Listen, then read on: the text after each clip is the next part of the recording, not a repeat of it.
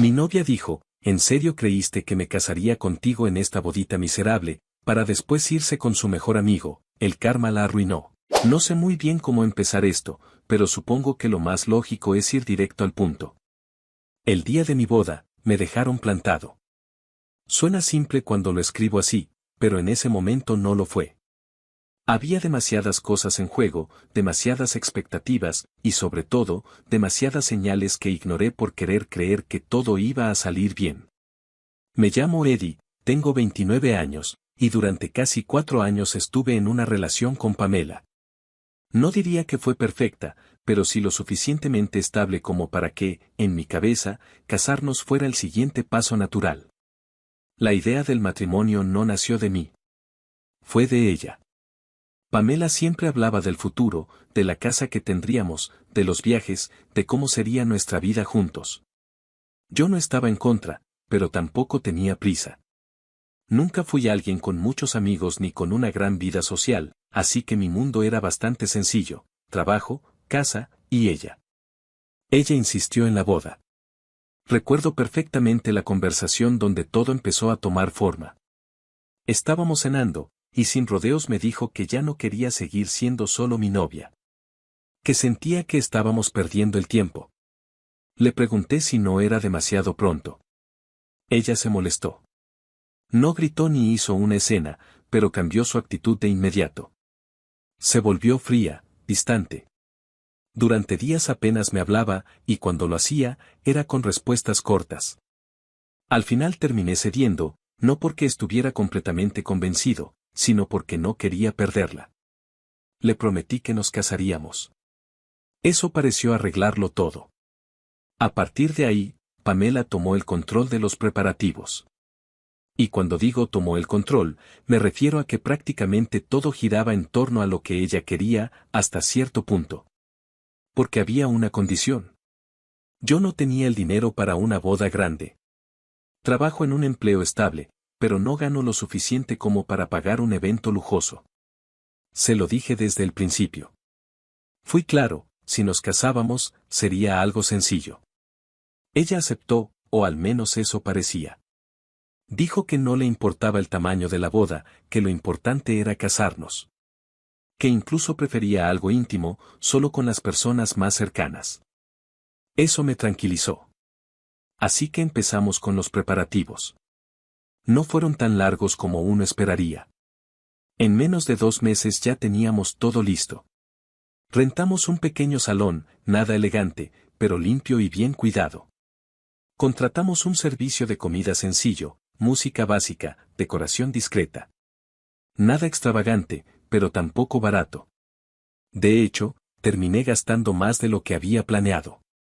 Entre el salón, la comida, el vestido que ella eligió, el traje, los detalles, todo empezó a acumularse.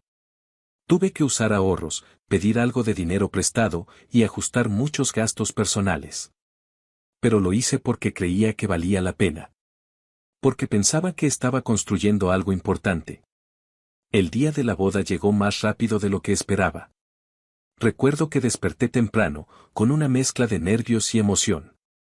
No soy alguien muy expresivo, pero ese día incluso yo sentía que era especial.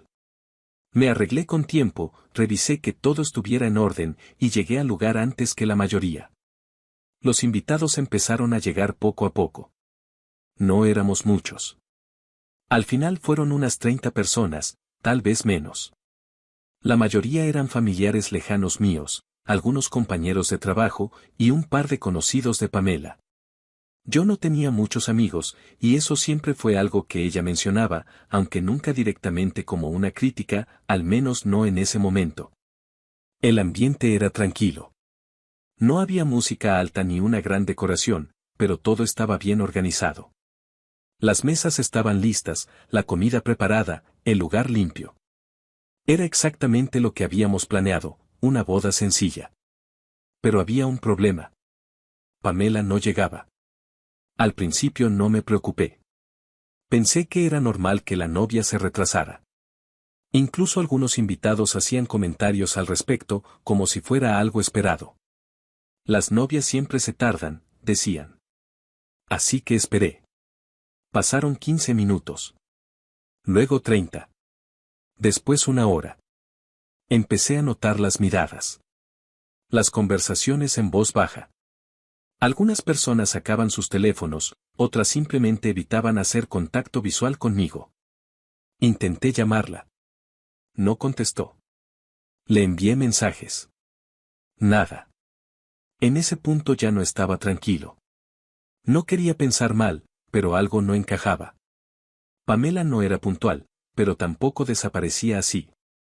Además, el día de su boda, se suponía que sería importante para ella. O al menos eso creía. Uno de sus amigos, el que consideraba su mejor amigo, tampoco estaba ahí desde el inicio. En ese momento no le di importancia. Pensé que simplemente llegaría más tarde, como ella. Otro error.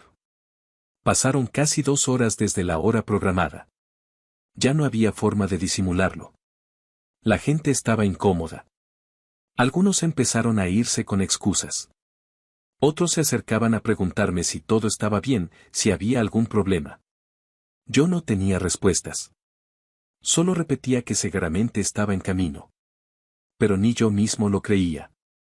Entonces, justo cuando ya estaba considerando cancelar todo, la puerta del salón se abrió. Y ahí estaba Pamela. Pero no como debería haber estado. No llevaba su vestido de novia. No llevaba maquillaje elaborado. No llevaba peinado especial.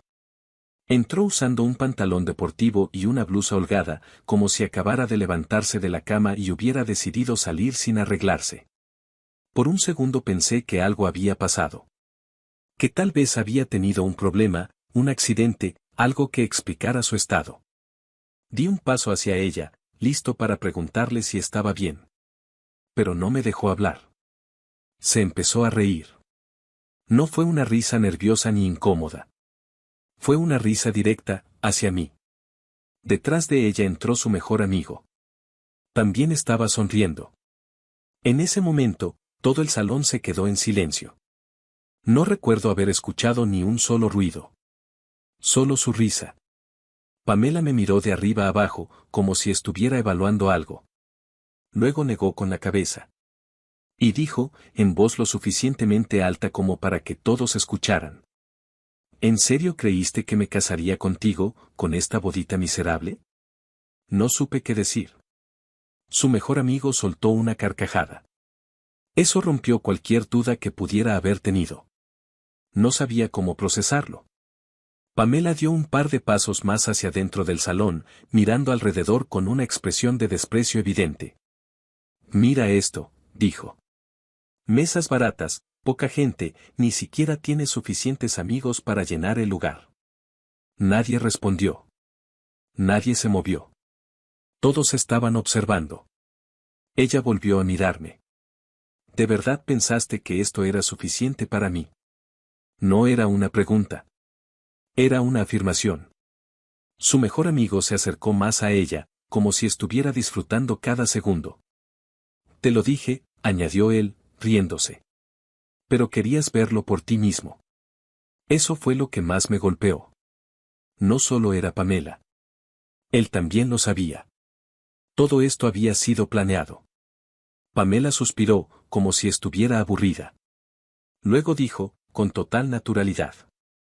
Bueno, ya vimos suficiente. Se giró ligeramente, pero antes de irse, volvió a hablar. Espero que nunca te cases, añadió, porque pobre de la chica, casarse con un pobretón. Y con eso, dio media vuelta. No reaccioné de inmediato. Creo que esa es la parte que más me cuesta explicar.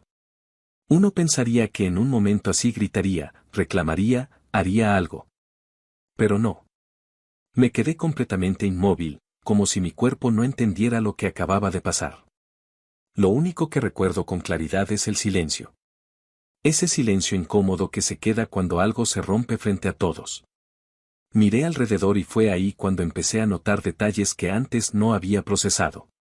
Las caras de los invitados, algunos incómodos, otros con lástima.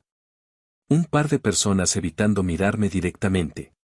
Y entonces caí en algo más. La familia de Pamela no estaba ahí. Ni sus padres, ni sus hermanos, ni sus tíos.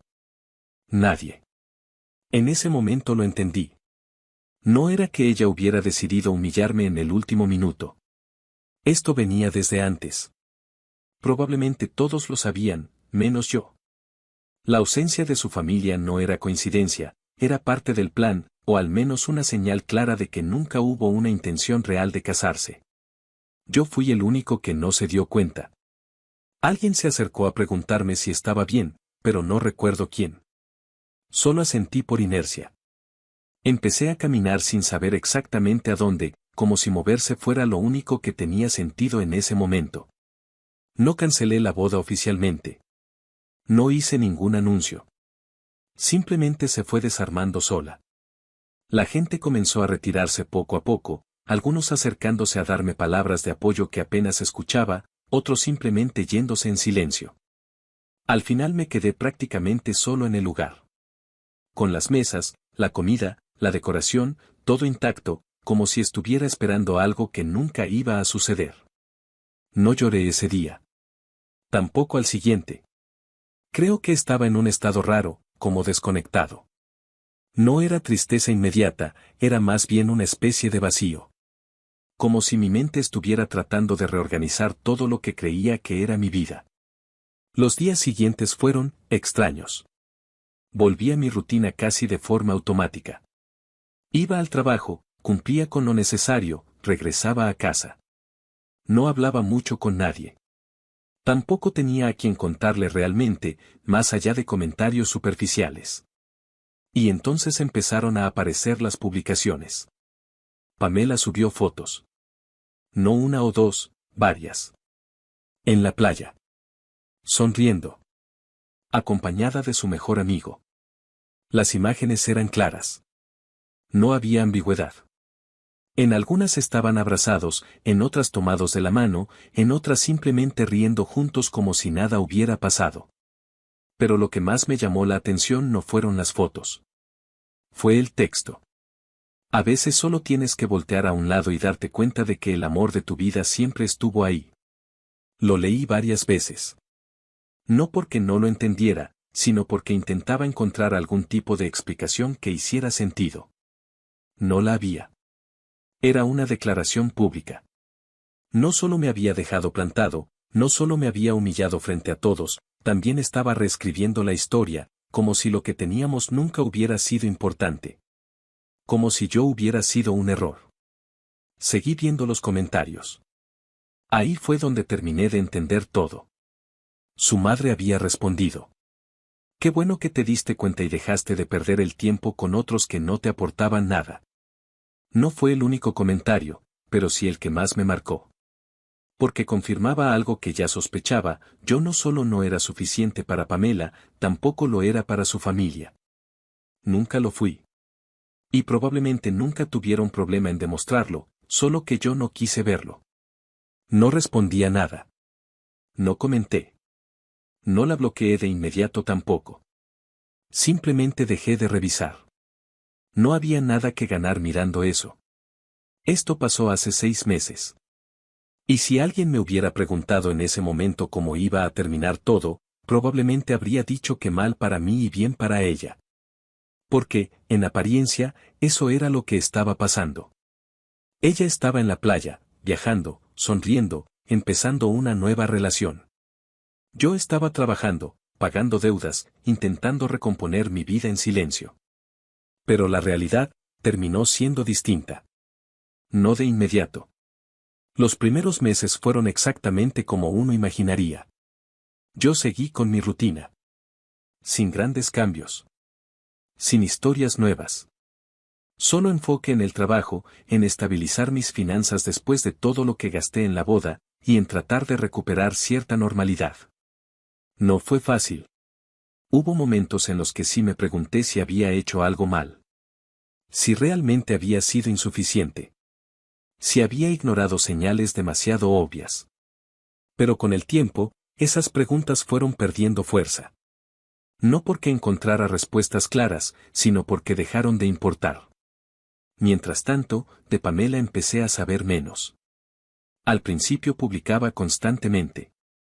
Fotos, historias, frases, todo muy enfocado en su nueva relación. Parecían felices, o al menos eso proyectaban. Luego las publicaciones empezaron a disminuir. No fue de un día para otro, fue gradual. Menos fotos. Menos frases. Menos interacción. Hasta que, prácticamente, desaparecieron. No le di importancia en ese momento. Asumí que simplemente habían decidido mantener su relación más privada o que ya no les interesaba mostrarla. Pero entonces, hace unas semanas, volvió a aparecer. No en fotos de viajes. No en la playa. No sonriendo. Apareció en mi puerta. Fue un día normal. Regresaba del trabajo, como cualquier otro día, cuando la vi ahí, de pie, esperando. Por un segundo pensé que estaba imaginando cosas. No porque fuera imposible que estuviera ahí, sino porque no tenía sentido. Después de todo lo que había pasado, no esperaba volver a verla nunca más. Pero era ella. Sin maquillaje llamativo. Sin ropa llamativa. Sin esa seguridad que solía tener. Se veía, distinta. No sabría decir exactamente cómo, pero no era la misma persona que se había reído de mí 6 meses atrás. Me detuve a unos metros. No me acerqué de inmediato. Ella fue la que dio el primer paso. Hola, dijo. Así, sin más. Como si nada hubiera pasado. Como si no hubiera una historia completa entre ese hola y la última vez que nos vimos. No respondí de inmediato. No por enojo. Más bien porque estaba tratando de entender qué hacía ahí. ¿Qué quería? ¿Por qué ahora? Ella evitó mirarme directamente por unos segundos, como si estuviera buscando las palabras correctas. Luego finalmente habló. Necesito hablar contigo. En ese momento, mientras la tenía frente a mí, hubo algo que no había notado al principio. Cuando bajé la mirada por un segundo, lo vi. Su cuerpo había cambiado. No era solo que se viera más cansada o descuidada. Era evidente. Tenía el vientre ligeramente abultado. Estaba embarazada. Levanté la mirada otra vez, ahora con una comprensión distinta de toda la situación. Ahí fue cuando todo terminó de encajar. No había vuelto por arrepentimiento. Había vuelto por necesidad. No hice ninguna expresión exagerada, ni le reclamé eso directamente. Solo asentí ligeramente, como si confirmara algo que ya sospechaba. Hazte a un lado, le dije. Quiero entrar a mi casa. No lo dije con enojo. Lo dije con cansancio. Ella dio medio paso, pero no se apartó completamente. Solo dame un minuto, respondió. Por favor. La forma en la que dijo por favor era distinta a como solía hablar antes. Ya no había arrogancia, ni seguridad. Era una mezcla de urgencia y desesperación. Me quedé en silencio. No porque quisiera escucharla, sino porque entendí que, si no lo hacía, no se iría. Así que asentí una vez. Un minuto. Ella tomó aire, como si hubiera estado conteniendo todo durante mucho tiempo. Y empezó a hablar. Me contó que su mejor amigo, la había dejado. No al principio. Al principio, según ella, todo seguía bien. Salían, viajaban, subían fotos. Pero cuando se enteró del embarazo, la actitud de él cambió. Le pidió que abortara. Ella dijo que no. Sentía que no era correcto. Eso fue lo que dijo. Entonces él le dijo que se haría responsable. Que no la iba a dejar sola. Que se iría a trabajar a otro país para ganar más dinero y ayudarla. Y después, desapareció. La bloqueó de todos lados. Teléfono. Redes sociales. Todo. Nunca le mandó dinero. Nunca volvió a contactarla. Mientras ella hablaba, yo no la interrumpí. Estaba observando. Analizando. Tratando de ver si había algo más detrás de sus palabras. Continuó. Dijo que su madre no la quería en la casa. Que la había echado cuando supo del embarazo. Que ahora estaba viviendo con una amiga, que estaba en la misma situación. Otra mujer abandonada, también embarazada. Dos personas tratando de sobrevivir juntas en una situación que claramente no habían planeado. Cuando terminó de hablar, hubo un pequeño silencio. Ella me miró como esperando algo. ¿Alguna reacción?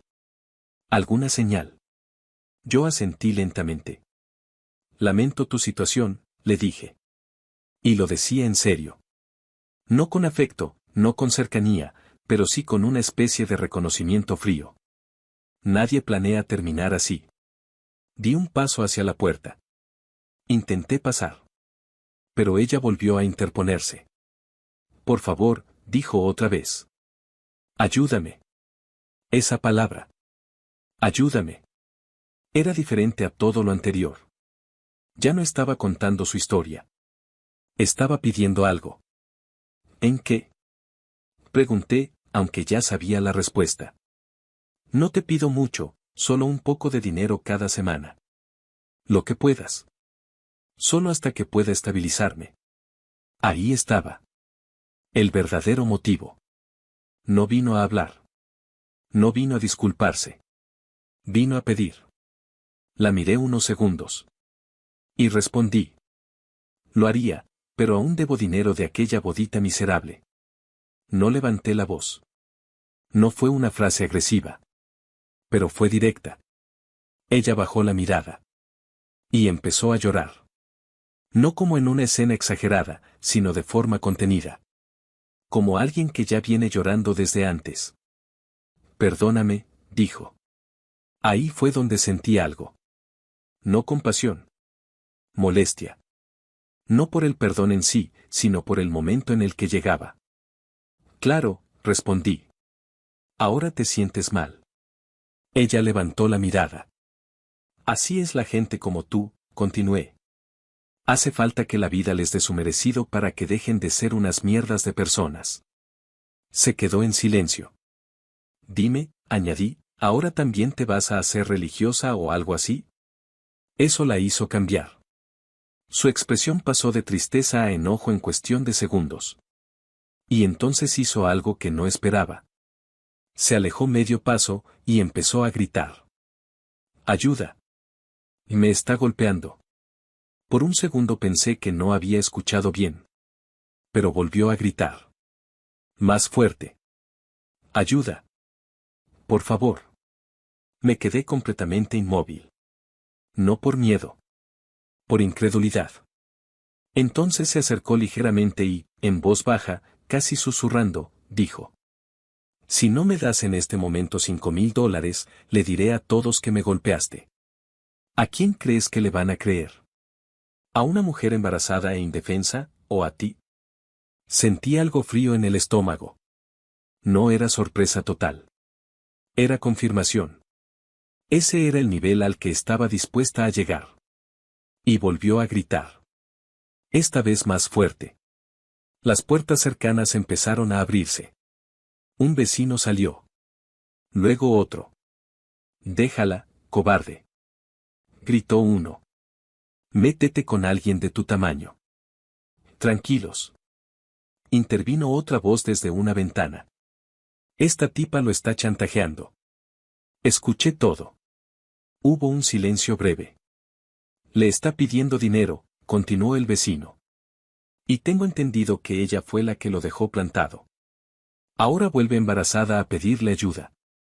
Otro vecino asintió. Es cierto, es la misma. Pero no todos estaban convencidos.